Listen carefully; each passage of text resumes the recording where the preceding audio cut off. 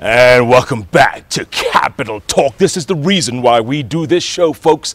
The Bench is all about changing lives, and we hope we can do that. And we feel we do that with guests like Osnat Keidar, a diplomat's wife who didn't have to go out of her compound, folks, but she does, all the way to the slums of Nairobi, Korogocho, to be more precise, changing the lives of more than 7,000 children with her organization, with a study for a PhD. This woman, I tell you, this is an example, and you need to sit back and listen, because this is a foreigner doing this for us. Is anybody out there listening? Sit back. But it is true, you know, you didn't have to do this. You didn't have to do this, Osnat. No, I did have to do it, but I think that there are two things that drove me to do it. One is that I come from a family that did a lot of charity, especially my mom. My mom, all her life, was focused on charity in Israel, especially in hospitals. Like, she was the chair of the Friends of the Rambam Hospital, which is the biggest hospital in Israel, in the north of Israel. And she did a lot of other work. So like when I come now and I tell her, oh, I managed to get another $50,000, she says, only $50,000, it's nothing for her. She was talking about millions. So I think that's a background that I came from a family that was used to giving. So I was raised like this, although I must say that when I was younger, I didn't do enough, because in Israel, the options are different. You really have to find your niche. They say everything happens for a reason, Osnat, yeah. And maybe that's why you had to come to Africa. Yeah. And then the second one is that I had this option, I had the drive that, you know, I'm a specialist in public health, and more specifically in health promotion, and more specifically in schools. So I wanted to bring my expertise to Kenya and combine all of this together. And I think for me, it changed all my life here. Yeah. I think it made it different.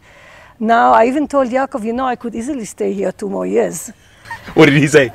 He said, do you want to stay 2 more years? I said, no, the kids are back home, and that's our time. You know, you need to know when it's time to go back. So we felt that's our time to go back. But there is a chance that you might come back once you get this doctorate of yours, because you've applied for the doctorate, I'm hoping, I've submitted it in January, so it's under still revision. I hope that very soon it will be approved.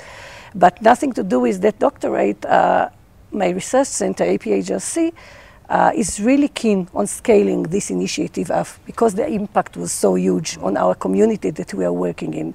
So we have put just recently a proposal to try and scale it up, this time to our control schools, because these ones we feel we didn't do enough. This is Viwandani. In Viwandani. So I think we'll know it only by October. But if it's being granted, then we'll do the same initiative in schools in Viwandani and in schools in Malawi, in the slums in Malawi. But then we added another component that goes back to the girl issue that we spoke. We are not doing the sanitary napkins this time, but we are going to add a component of girl-friendly toilets.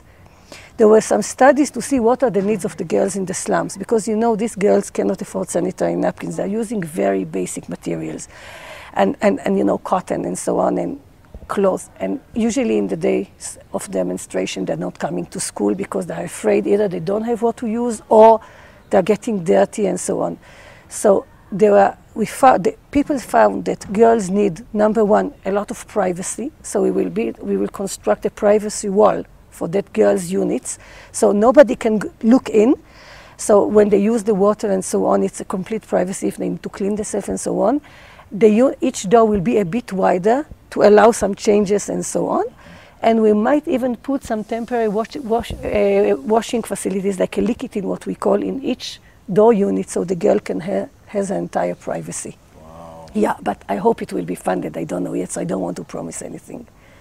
So if it's being funded, then I'll come back, because I'll work with APHRC, of course, for small times, like 2 weeks here and there, but I'll still be involved, I'm hoping. Bottom line, Osnat, has this been rewarding for you personally?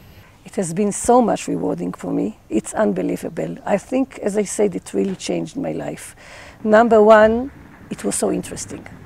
Number two, I made an impact. As I told you, I wanted to do some charity work here. I wanted to help the community that I saw in such a desperate, conditions. And number three, my PhD is coming from that work. So I mean, yeah, definitely a lot. It's a win-win-win. A win-win-win, definitely. Yeah. Let's come back to this week. Okay. What does it mean to you, to your country, to your people? Okay. You know, as you said already in your opening words, Israel is celebrating this week 63 years of independence. Everybody here knows Israel is such a small country. You know, the size of Israel is just like the size of Tsavo National Park. That's it. That's it. Tsavo. That's it. Tsavo. But we hear about Israel in the news every day.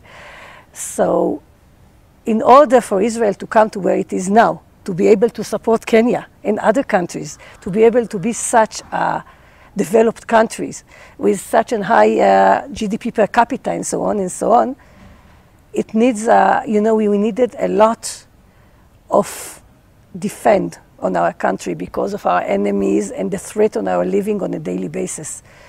And during these years of independence, a lot of young people, soldiers, have lost their lives in defending our country. So for Israel, this is a very tragic, of course, issue, but a very memorable moment. And we have a designated day every year to celebrate, I mean, not to celebrate, but to recognize all the lives that have been lost in our wars and in all the terror attacks.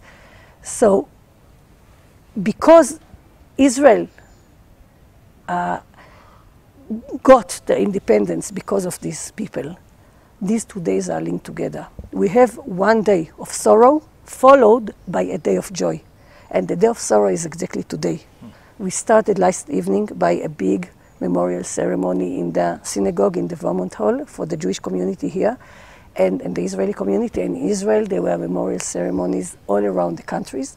Today, there are memorial services in all cemeteries, military cemeteries, and so on. And this evening, the sorrow will turn into joy. And at 8 o'clock in the evening, Israel is changing. It's very hard because, you know, from a very sad day where in radio it's all sad songs and talk about the fallen soldiers, suddenly you have to be happy because this is our 24 hours of celebrating our independence. So everybody's in the street dancing, happy, doing Yom HaChoma. Israelis love Yom HaChoma like the Kenyans. So this